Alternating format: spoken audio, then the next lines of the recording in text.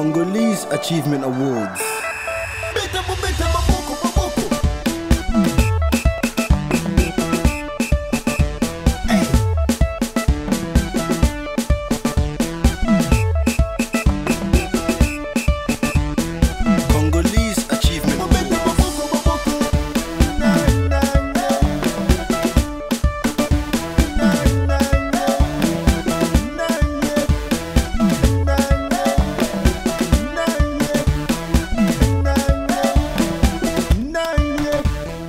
Alors, bonsoir, bonjour, ça dépend de beaucoup yamba vidéo et pas la bino.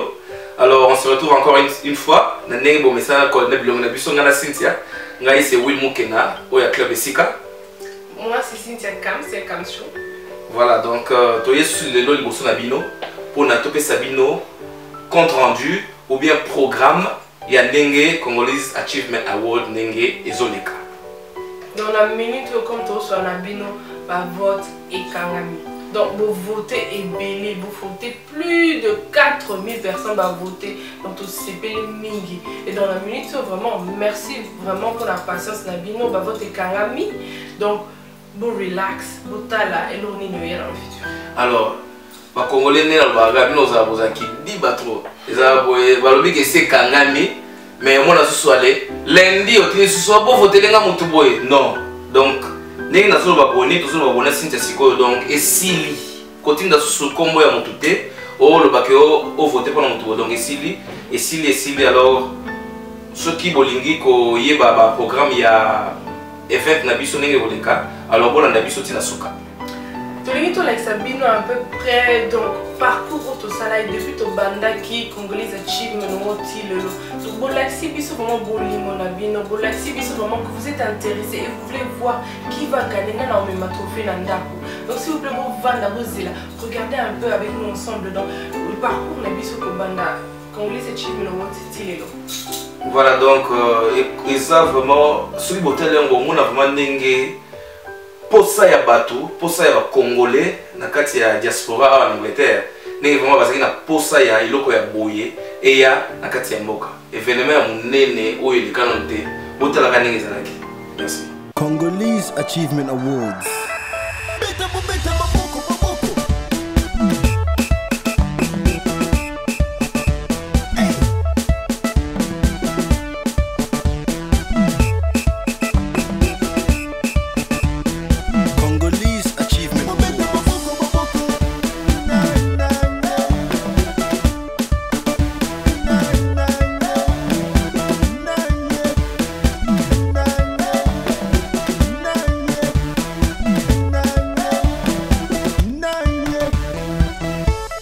Aleba mama boningi sanjoto ukaba dance kuna bapapa bopeli sa moto ukaba dance soki baposhi etona na mbongo ukaba dance somba chivenshi bolata kitoko ukaba dance ale yaka tobina azonto kuna nanaja babina alingo biso na Kongo to ukaba dance bango bayebi tozaba kampreto ukaba dance e bango bayebi tozaba kampreto kuna bayebi topanza bafeto e bango bayebi tozaba kampreto kuna bayebi topanza bafeto me bameka koloba swa ma me esimbite peko simbate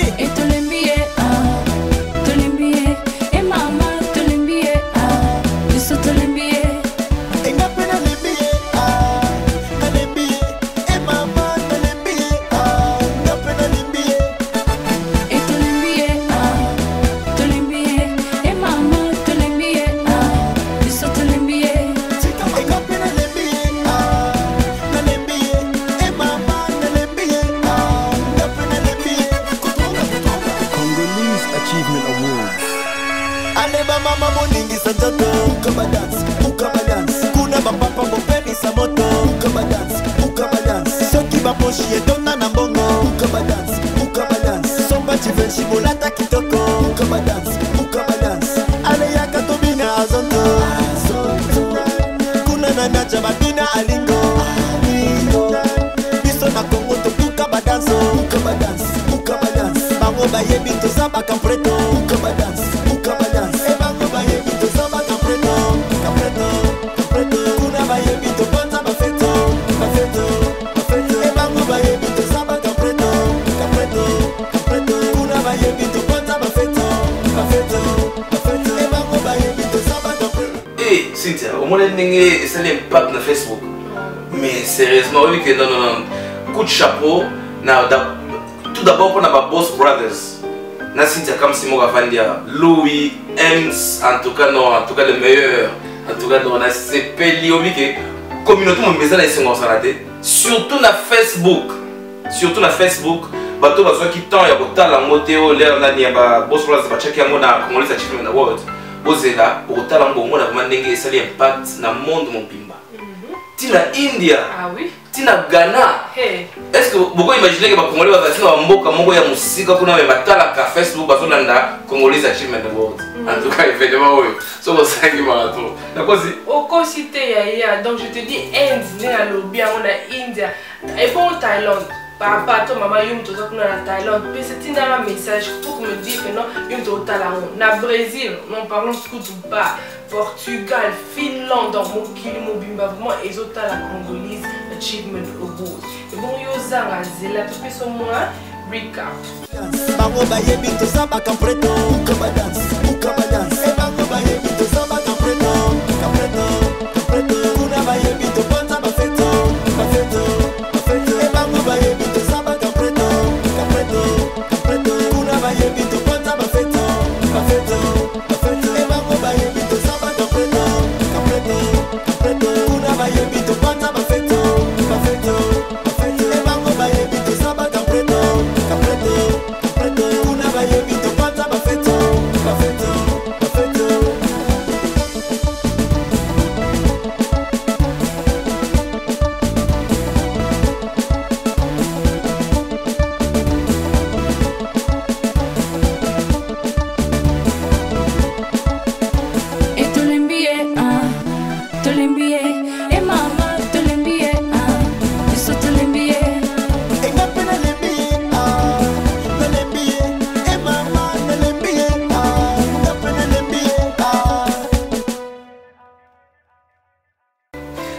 Mais obi que nani ya batebele batebele wa mituna mais surtout comme kuna to lata ndenge nini parce ba obeta fashion to Non, ça et bon, yo d'abord là t'as des. bon ngai surtout bika to ngolaka nini oyo na lati oyo ne alati ka nne na ngai oyo bapesi ngaka veste noire smoking. Moi je suis parfait.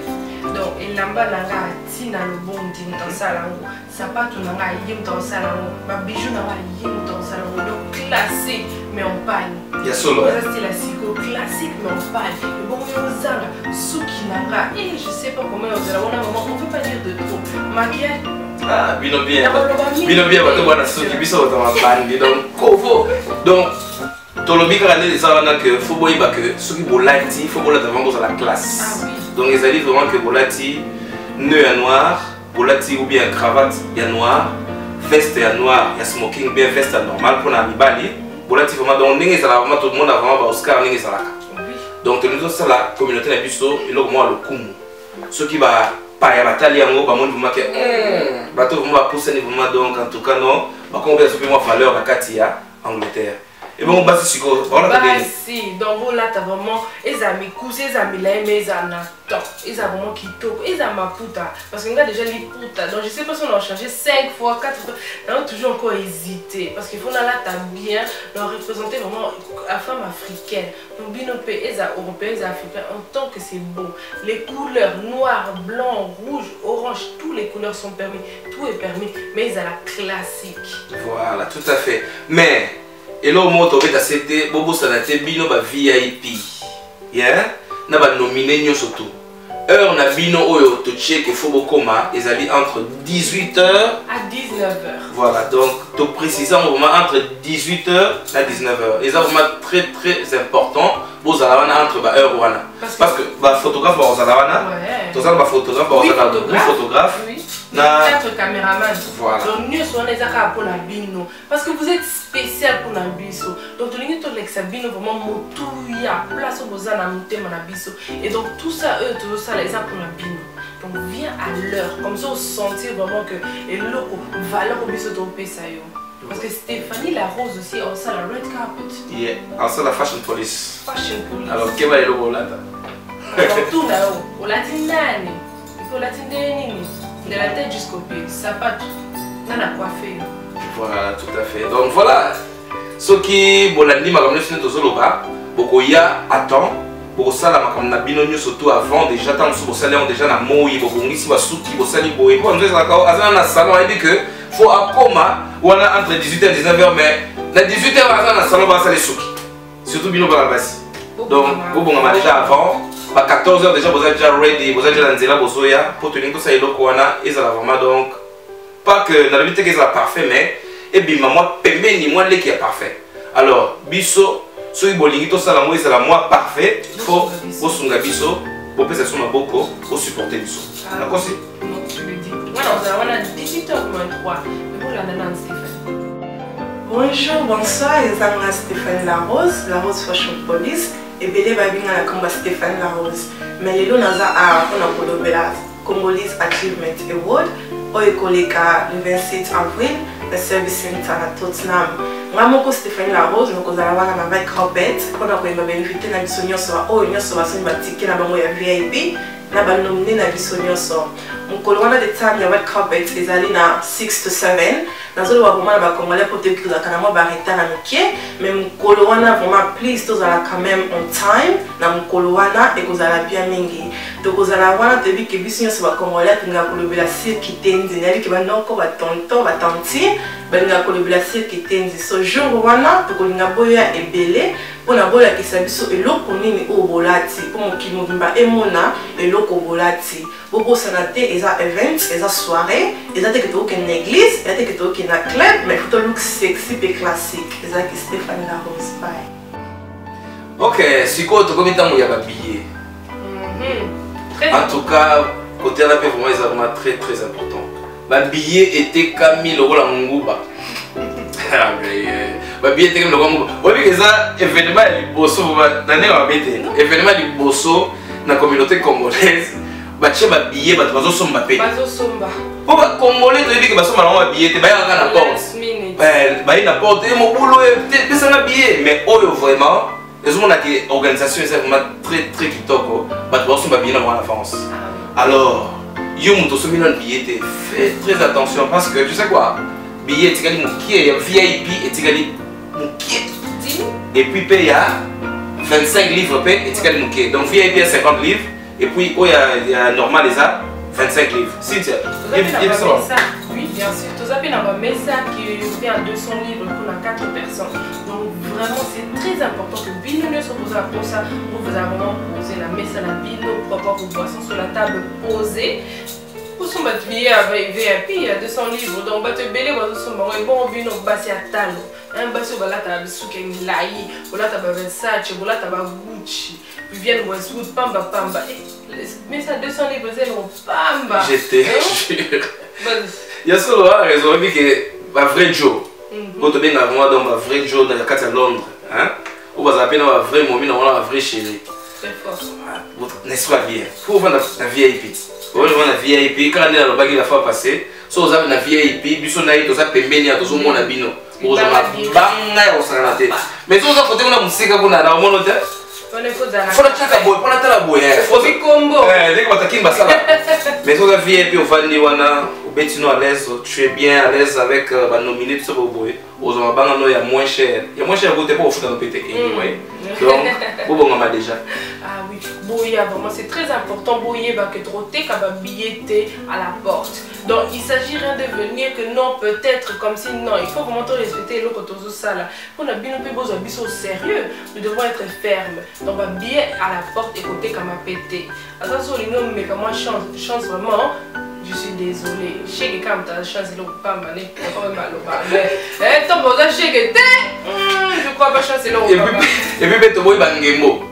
Bangembo, il a dit que tu as billetté, tu as nominé, aza pe na posa koya akokota na katite ayeka atelemi libanda na po alini po ayo déranger soirée ou bien baby sa soirée tout ça na besoin ya batonné wana te please soko yebi koza na billet na yo te oza nominé te oza invité te please reste chez toi.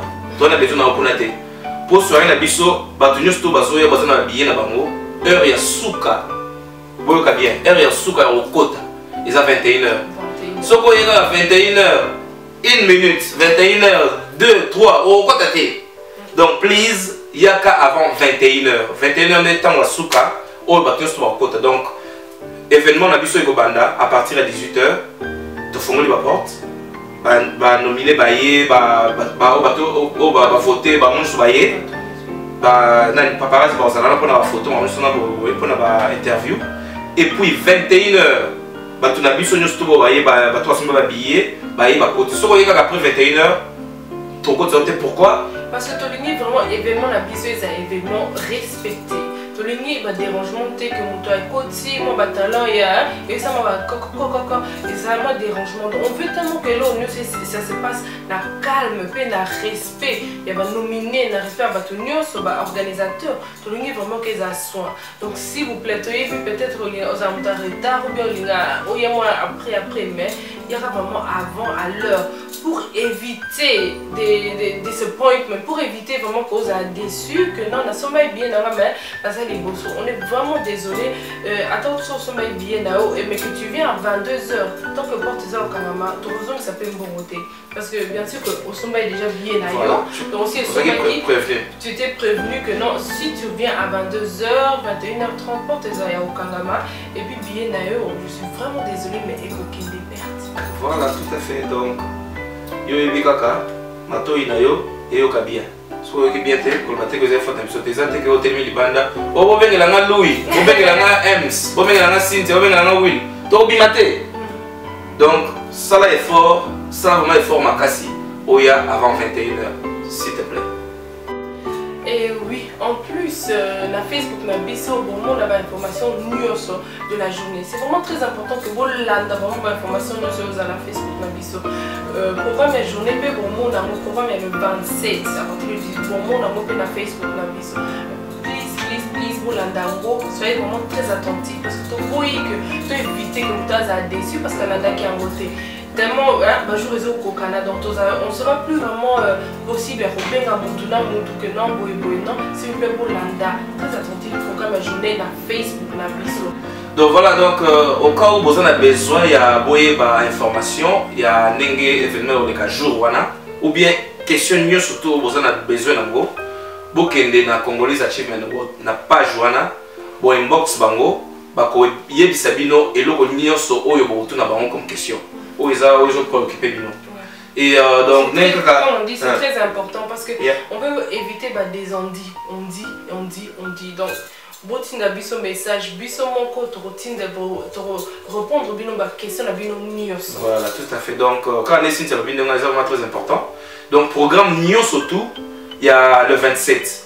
Donc, à partir de 18h, tango torokanga, pour moi, on a Facebook, au Barokoma, que Airboye, mutu boya koyemba, Airboye mutu akozwa awards, Airboye mutu akosala boye, bon moi na ba détails surtout, na ba nyonso ba perform pour le jour wana.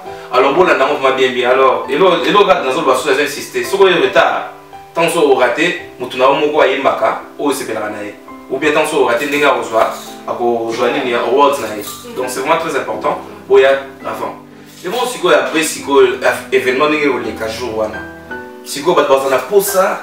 Est-ce que au venditi show lekiti parce que avec moi Jack na bango tout ça boye balingani er mo pas que mise en place mo bo after party after the show is the after party in the club Sika the place to be yeah donc on va le dire quand ngwana ne si talobi soki événement la biso sili kaka soki sili club Sika ezaka pembeni wana même pas 5 minutes même pas 5 minutes pas liwa ke makolo akena makolo le biso surtout kutana na the place to be club Sika international o biso surtout kutana ba nominé surtout bato ba gagner team ya Congolese Achievement Award ba Boss Brothers Cynthia Kozala bato surtout ba kozala wana ba yena ba awards na bango vraiment donc ba yena ngo na club Sika alors kozanga te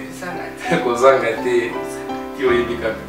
Donc voilà, est-ce que tolobi makambo nyonso est-ce que bayoki biso tolandi est-ce que balandi vraiment ndenge tolobi vraiment so bolandi bien te je vous demande bovanda encore devant étudier wana botala yango 2 fois 3 fois c'est très important que boyoka makambo nyonso tolobaki donc c'est très important bolanda yango très bien pour éviter eloko moko que boyoka été bien des disappointments que vous a déçu donc bolanda yango très bien très attentivement mais sinon je crois ils sont prêts.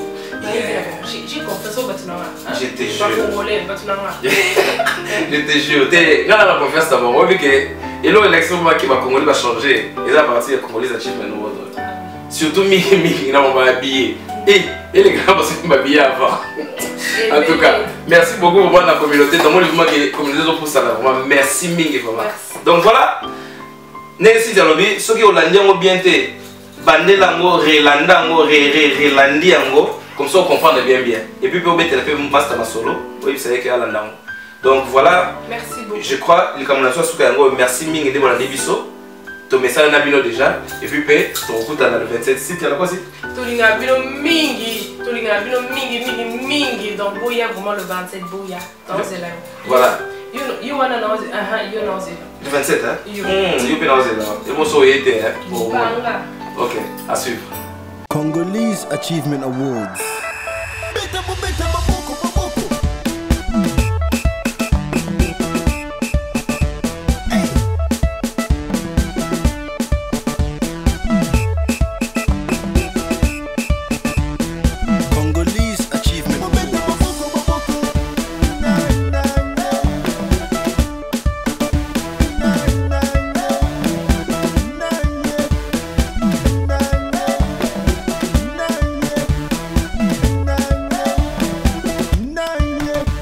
Bienvenue dans le monde de Sepela TV. Sepela TV est la chaîne télévision de la communauté congolaise. Maintenant en direct de la RDC. Nous vous offrons toutes les chaînes préférées en direct du Congo. RTNC, Télé 50, RTGA, Digital Congo,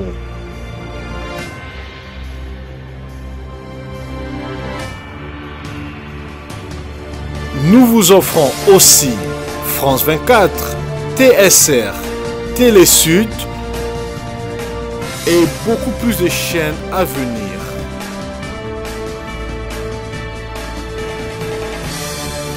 La connexion de Sepela TV est par internet qui vous permet de le transporter partout où vous allez. Monde entier, Sepela TV, Sepela TV, Sepela TV. Pour soutenir Sepela TV. Il n'y a qu'une chaîne, Sepela TV. Sepela TV. Nous qui sommes sur la Sepela TV. Qui n'est rien d'autre que Sepela TV. Sepela TV.com. Sepela TV, Sepela TV. Sepela TV est la télévision et la congolais. www.sepelatv.com. Sepela TV. Sepela TV.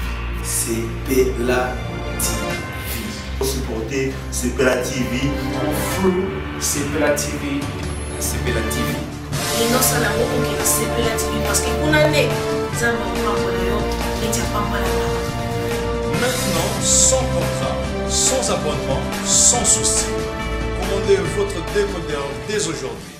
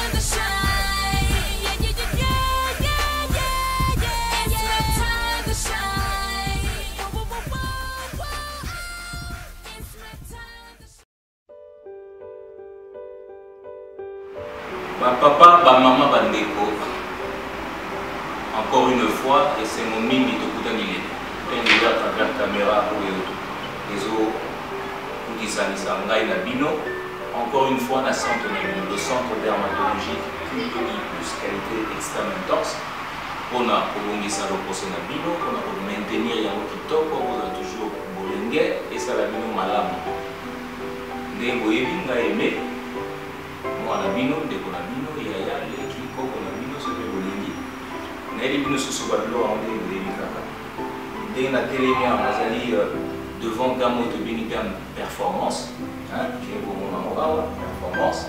performance eza nini ezali oyo tozopesa na bino bato boali poso eza ya kokaukama makasi tozoconseille bino eloko nini kosukola na gamme na biso oyo okosala esala bino bien na famille mobimba to na savon liquide savon oyo etelisaka ya mai na oyo etelisaka te to mpe na savon ya mbuma oyo toconseillaka bino kosukola nango mikolo nyonso mais nelobika 3 fois la semaine oyo par contre tous les jours okosayelango elongi après savon kosukola elongi wana lotion tonique na biso eza lotion antiseptique donc nyama tout germe tout oyo kotambola na elongi na yo ye azokoboma yango parce que na action antiseptique et puis après ozwa bombe na bino anti impureté ezokoboma tache na ntongo ezokoprotege ntongo okoboma na pokwa par contre kosukola susu elongi na bino na savon ya liquide epuis kosaleli gel na crème ezokoma tache nyonso gel ezokokomisa bino pembe olamu na biso baproduit na biso eza na biloko makasi makasi nde boyebi na ntango kala bakoko bamama basalela baproduit na bamercure biloko wana makasi makasi oyo osala mabe na poso oyo wana na cancer bayebaka te mino bakomoyeba bon biso seki na biso yaki baingrédient moko naturel tosalelaka makasa tosalelaka matiti yango totiaka mpe bavitamine ebele pardon namo baproduit chimique mais tozokopesa yo en tout cas poso moko kitoko esangage donc gel na crème na pokwa kosangisi mpona elongi par contre mpona nzoto toza na babenson na bagoma moko ya nzoto donc lakisa bino yango ntango tokosala mwa liboso et puis oza toujours na savon ya mbuma okosukela nzoto mobimba tous les jours mpona nzoto komeya te ntango osi osokola na nzoto oza na mafuta na bino oboyebi mpona bato bana poso makasi na mafuta oyo soki yo elingi otela ozwi serum oyo mwa molandi na biso ya moke botia yango na kati bodivize mafuta na bino na baparti mibale donc mobimba ya serum ete na moitié na eteni ya lait na bino osambala nsima osomba su serum mosusu otie oyo eza sekele ya bao balingi bate kotia na biso eza na ndenge ya litoko eza na ndenge kote ya lelo koka kote na fanta ok par contre na mibali bao balingi batela te mwana apesa bino conseil so oza poso ya type oyo basalela mafuta oyo kaka na glycérine ekopesa yo poso polemi voilà comment diviser aussi moi 1/6 kaka ya molangi oyo ntango osomba ngo oyo bande kolela efa ya mwa talo mwa likolo mais ntango osomba ngo molangi oyo par exemple oza nango minimum 4 à 5 donc eumela donc ozoka investir na terme ya likolo milai et puis bato bana na tâche makasi elongwaka te ata tia crème ya jour ata tia mokwa topesa bango serum oyo mpona elongi mpona yango spécifique réparatrice eza serum ozolongola na tâche makasi oyo elongwaka lisusu te mpona maboko oyo maboko nanga misato eza mwa moyindo makasi oyo kote oyo osoki wapi topesaka bango serum ya maboko na ya makolo komona yango puissance donc yango oyo